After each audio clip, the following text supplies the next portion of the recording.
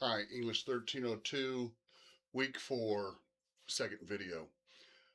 I finished grading your outlines for the R1 project, and overall the grades were pretty good. I think most people understood the assignment pretty well. There were a few problems.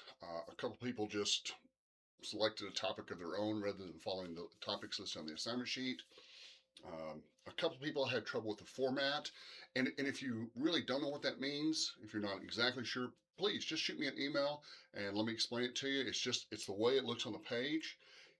And since we're following MLA guidelines this semester, your font needs to be Times New Roman, 12 point, and double spaced. Now on the outline, of course, we doubled the double spaced just to make it look more balanced. But for your paper, it needs to just be double spaced one time. Okay. A couple of people also didn't understand and turned in either rough drafts, full paragraphs, or a final draft. If that was you, you're going to need to substantially rewrite that for the final draft, because if you just resubmit something you've already turned in, it'll pop as being plagiarized. In effect, you've plagiarized yourself. And yes, self-plagiarism is a real thing. So go back, review the assignment sheet, because you can do this without an outline, but go back and review the assignment sheet and pick one of those topics listed there, maybe pick a different topic and flesh it out. I've posted a sample paper for you to look at, and you'll notice it's just got the introduction, short, 3 or 4 sentences. The thesis is the main idea.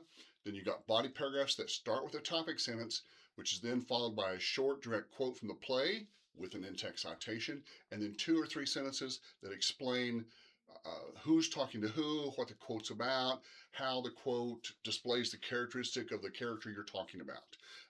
Nothing fancy, just a straightforward interpretation of one specific aspect of the play. Please don't retell the story in your paper. Remember, I've read the play, I know the play. You're just trying to explain one particular aspect of it to me. Okay.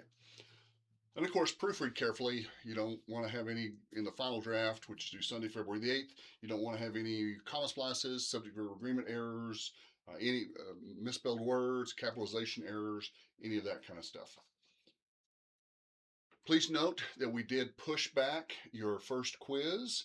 It's going to be on Thursday, February the 12th. That is a week from this Thursday at 5:30 p.m.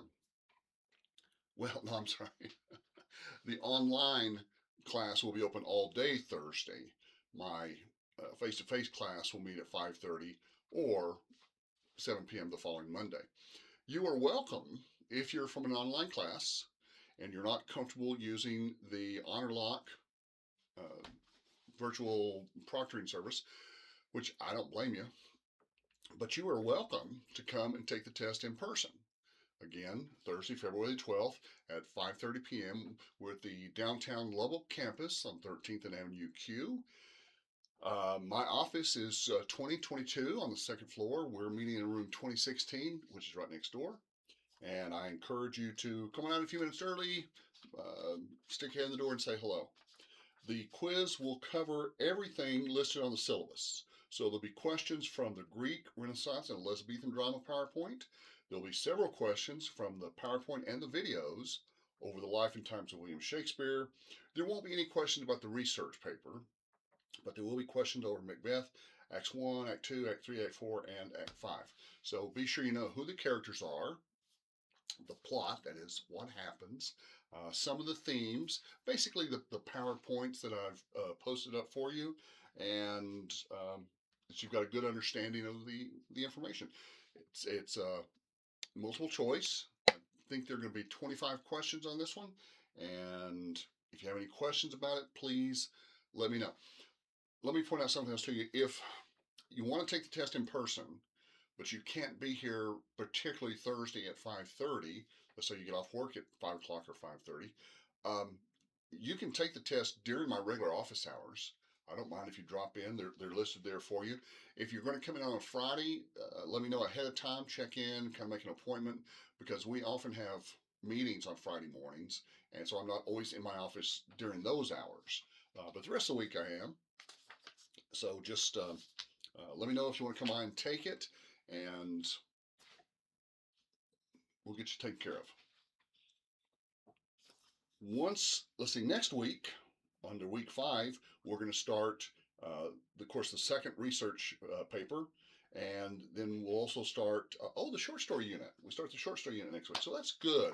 Of course, we start off with a list of vocabulary words, which you need to know: protagonist, antagonist, setting, tone, style. We'll also talk about some aspects of literary criticism, a few, like feminist approach, Marxist approach, historical approach. I think there are 7 of them, 7 or 8. And we'll be using those as we discuss the short stories. Now, when you read the short stories, please remember, generally, just reading the short story once is not enough.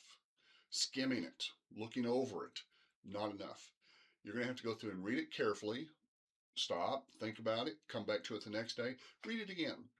I've chosen short stories that are intentionally short so that you'll have time to read them more than once.